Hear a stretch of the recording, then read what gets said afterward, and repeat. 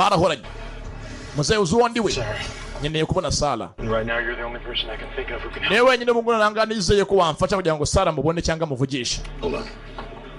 Uretse gato mwana wa. Ntabwo iyi telefone nyizeye kaze nkwereke. Hanga mfite zimwe zisiba amajwi yabo mwavuganye. Hanze nkuvugishe. Za ku ruhande. Where are you? Uri mwana wa. Chicago. Ndi muri Chicago. Have you heard from her? Wabara ufanye manya makuru ya Sara. Please just tell me. Mbwira ndagusabye. Nimba ari muzima.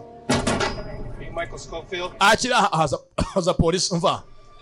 Niwe Michael Scofield. Ni wowe. Scofield. Michael Scofield ni wowe. Ari kuri telefone akibazo bya Sara kakiri muzima.